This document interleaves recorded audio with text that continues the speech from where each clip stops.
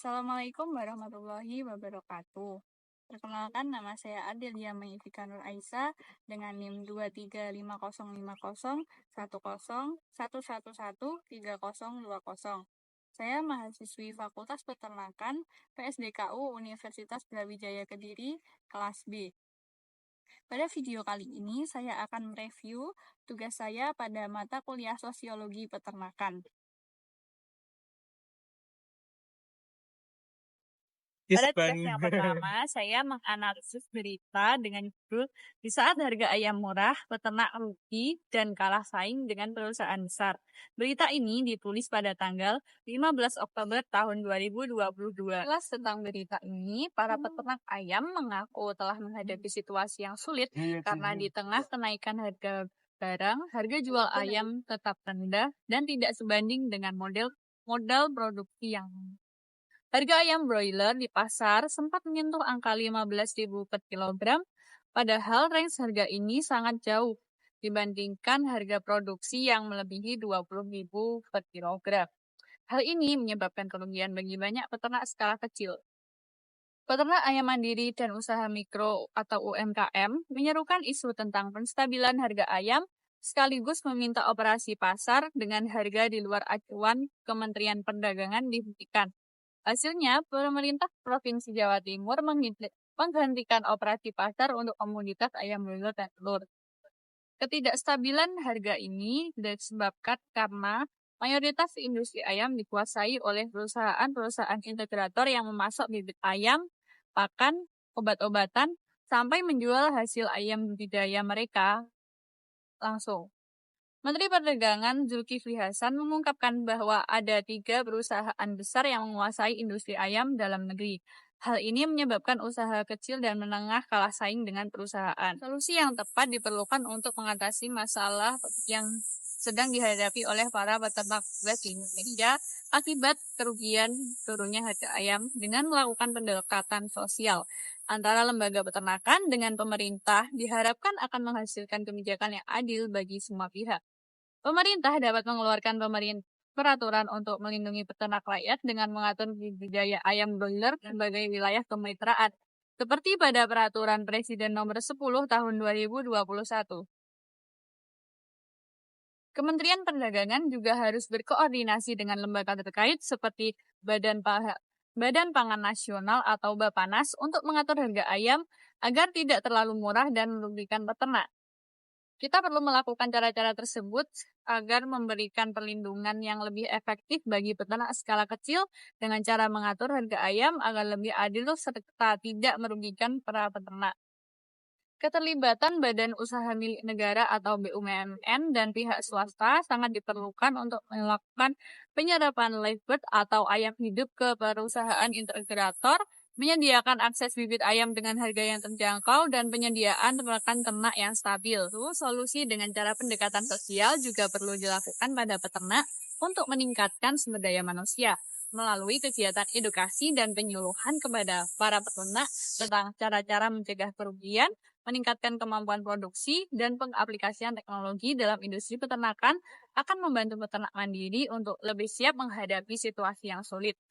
Pembentukan forum-forum atau komunitas bagi para peternak yang dinaungi oleh Dinas Peternakan juga dapat dilaksanakan agar para peternak ini saling berbagi informasi, ilmu, dan pengalaman selama mereka beternak.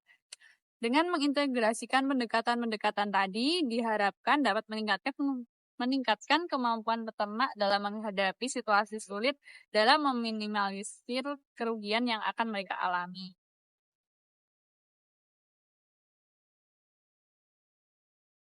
Tugas yang kedua tentang interaksi sosial.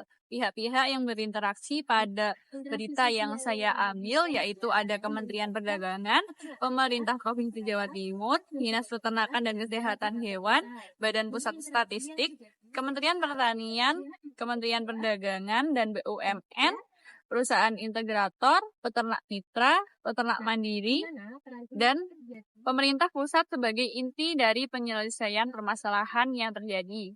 Seluruh pelaku interaksi yang terlibat dalam permasalahan memiliki interaksi yang berbeda-beda antara pelaku satu dengan pelaku yang lainnya. Seperti yang pertama, interaksi antara pemerintah pusat dengan Kementerian Perdagangan, pemerintah Provinsi Jawa Timur, Dinas Peternakan, dan Ketua Badan Pembibitan. Interaksi yang terjadi ini merupakan interaksi associative accommodation, karena interaksi ini memiliki peran sebagai sifat yang memperhatikan kondisi serta keadaan. Pemerintah mengeluarkan Undang-Undang Nomor 18 Tahun 2009 yang berhasil membawa perubahan, dilanjutkan dengan Peraturan Presiden Nomor 10 Tahun 2021 untuk melindungi peternak-peternak kecil.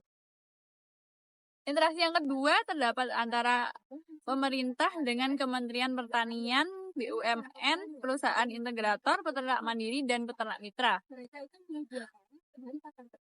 Interaksi yang terjadi ini merupakan interaksi associative assimilation karena pemerintah harus memberikan solusi pada masing-masing pihak tanpa merugikan pihak yang lainnya.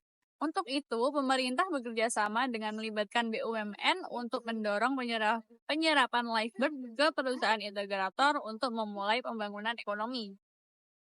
Interaksi yang ketiga terdapat antara perusahaan integrator dengan peternak mitra. Pada interaksi ini terdapat dua interaksi yang terjadi, yaitu associative accommodation dan dissociative competition. Untuk associative accommodation ini terjadinya kesepakatan kontrak antara perusahaan dengan para peternak mitra tentang harga tertentu.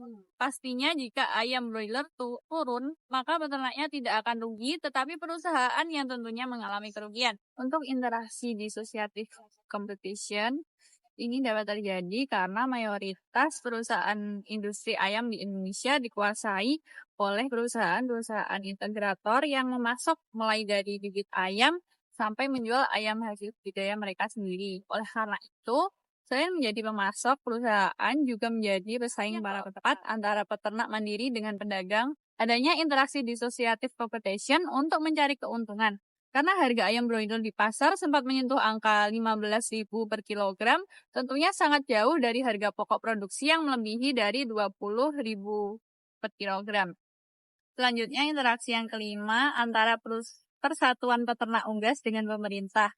Interaksi ini merupakan interaksi dissociative konflik karena kedua belah pihak melakukan demo pada pemerintah karena ingin menstabilkan harga ayam di atas harga pokok produksi.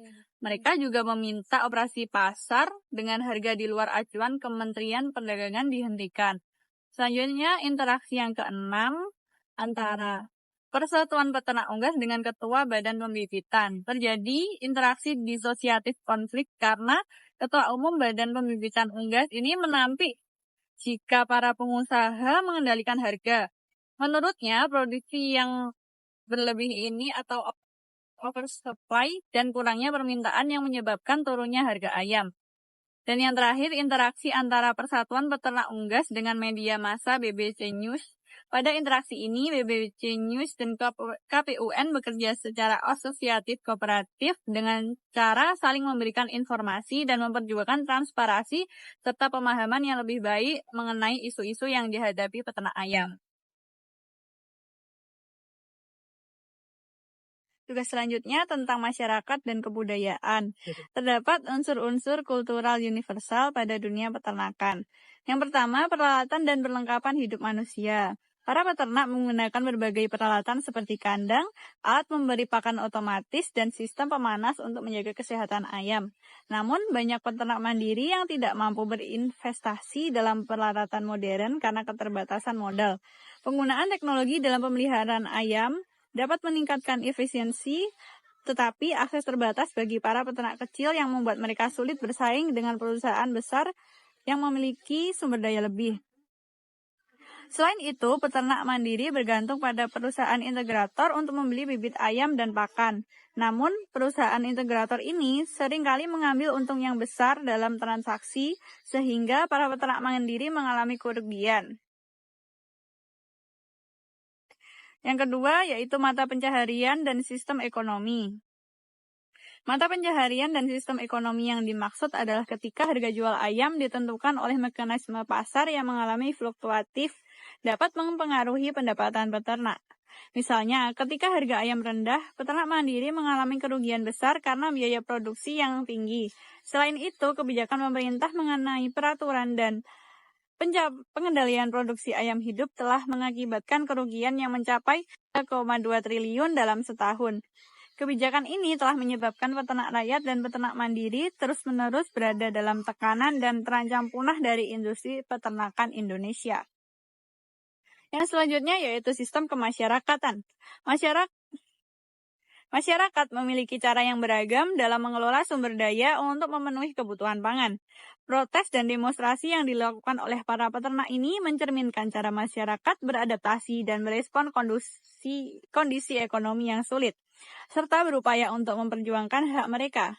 Selain itu, dukungan dari komunitas peternak seperti KPUN, yaitu Komunitas Peternak Unggas Nasional, menciptakan jaringan solidaritas di antara peternak untuk saling mendukung dan memperjuangkan kepentingan bersama, terutama dalam menghadapi tantangan ekonomi. Selanjutnya, sistem pengetahuan. Tingkat pendidikan yang rendah di kalangan peternak mayoritas hanya memiliki pendidikan dasar, sehingga membatasi kemampuan mereka untuk menerapkan teknik modern dalam peternakan. Sebenarnya, para peternak mitra dan mandiri ini memiliki pengetahuan yang praktis tentang cara merawat ayam, termasuk pemberian pakan, pengendalian penyakit, dan manajemen keuangan. Akan tetapi, mereka seringkali kurang mendapatkan akses ke informasi terbaru mengenai teknologi dan harga terkini, serta tren permintaan. Hal ini menyebabkan mereka tidak dapat membuat keputusan yang tepat mengenai produksi dan penjualan, serta terjebak dalam praktik tradisional yang kurang efisien. Terdapat beberapa solusi yang dapat direkomendasikan untuk menyelesaikan atau memperbaiki kasus yang terjadi ini. Yang pertama, pemerintah perlu menetapkan harga acuan pembelian atau HAP yang lebih realistis dan sesuai dengan harga pokok produksi dari peternak. Hal ini akan membantu peternak mendapatkan keuntungan yang layak dan menstabilkan pasar ayam. Yang kedua, mendorong perusahaan integrator untuk bermitra secara utuh dengan peternak mandiri dan menciptakan hubungan yang lebih adil. Perusahaan harus menyediakan akses yang lebih baik terhadap bibit, pakan, dan dukungan teknis, serta menjamin harga yang menguntungkan bagi peternak. Yang ketiga, mengimplementasikan program perlindungan yang lebih kuat bagi peternak mandiri, termasuk memastikan ketersediaan bibit ayam dan pakan dengan harga terjangkau, serta memberikan bantuan finansial atau subsidi saat terjadi fluktuasi harga yang merugikan.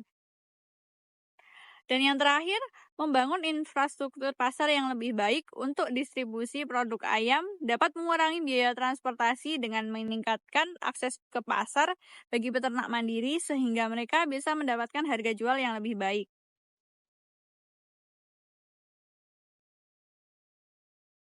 Materi yang terakhir adalah stratifikasi sosial. Pihak-pihak yang berinteraksi pada kasus industri tersebut memiliki posisi strata sosial yang berbeda. Yang pertama ada pemerintah sebagai posisi strata sosial tertinggi karena menangani masalah harga ayam yang murah dan merugikan peternak. Pemerintah ini melakukan berbagai upaya mulai dari menerima aduan peternak, mengundang kementerian atau lembaga terkait, mengembangkan program penyerapan produk unggas, mendorong penyerapan ayam hidup, menetapkan harga acuan, dan mengkoordinasikan dengan lembaga lain untuk mengatasi masalah tersebut. Posisi kedua ditempati oleh perusahaan integrator. Perusahaan integrator ini juga termasuk dalam strata sosial yang tinggi karena kekuasaan ekonomi dan dominasi pasar yang mereka miliki. Mereka mengendalikan hampir seluruh rantai pasokan, menetapkan harga, dan menciptakan ketergantungan bagi para peternak mandiri. Dengan demikian, mereka memainkan peran kunci dalam struktur stratifikasi dan seringkali merugikan peternak kecil yang tidak memiliki sumber daya atau kekuatan untuk bersaing secara efektif. Selanjutnya, peternak mitra. Peternak mitra memiliki posisi strata sosial menengah karena mereka mendapatkan akses ke sumber daya, jaminan pemasaran, dukungan teknis, dan stabilitas keuangan dari perusahaan inti. Namun, mereka tetap tergantung pada perusahaan besar untuk memenuhi dan menjalankan usaha mereka, yang membuat posisi mereka tidak sepenuhnya independen dalam industri peternakan ayam. Dengan demikian, peternak mitra berada di posisi strata sosial yang lebih rendah dibandingkan dengan perusahaan inti, akan tetapi masih memiliki kemampuan untuk meningkatkan keterampilan dan stabilitas keuangan melalui kemitraan yang efektif. Dan yang terakhir ada peternak mandiri. Peternak mandiri ini berada pada posisi strata sosial yang rendah dalam industri peternakan ayam di Indonesia karena banyaknya tantangan yang mereka alami menghambat kemampuan mereka untuk bersaing dan berkembang. Ketergantungan pada sumber daya eksternal, resiko kerugian tinggi, keterbatasan modal, serta dukungan pemerintah yang minim menjadi faktor utama yang menyebabkan marginalisasi mereka dalam industri ini. Adanya stratifikasi sosial, terdapat dua jenis social mobility pada kasus ini. Yang pertama ada tipe horizontal dan tipe vertikal. Tipe horizontal ini peternak akan mempertimbangkan untuk diversifikasi usaha dengan memasuki sektor lain atau mencoba metode budidaya alternatif. Dengan ini menunjukkan bahwa mobilitas horizontal mereka tidak hanya bergantung pada satu jenis usaha tetapi mencari peluang baru. Sedangkan untuk tipe vertikal tergolong tipe social climbing karena peternak mandiri mengalami kerugian akibat harga jual ayam yang rendah, dapat berusaha meningkatkan posisi mereka dengan berbagai cara, seperti mencari akses ke pasar yang lebih baik, berkolaborasi dengan peternak lain, atau beralih ke model kemitraan dengan perusahaan besar. Jika cara-cara ini berhasil, maka akan meningkatkan status ekonomi dan sosial mereka. Selain terdapat posisi strata sosial yang berbeda dan juga social mobility, pada kasus ini juga terdapat status enroll dari masing-masing pihak yang berinteraksi. Yang pertama, terdapat 3 penggolongan status, yaitu ascript status, asif status, dan juga yang terakhir assigned status. Peternak mandiri tergolong ascript status karena peternak ayam mandiri memiliki salah satu. Dari pemaparan tugas 1 sampai 4 tadi dapat disimpulkan bahwa suatu kasus dalam bidang peternakan dapat teratasi jika semua pihak dapat berkontribusi dengan baik. Sekian pemaparan tugas dari saya. Terima kasih sudah menonton sampai akhir. Saya minta maaf apabila terdapat banyak kesalahan. Saya pamit undur diri. Wassalamualaikum warahmatullahi wabarakatuh.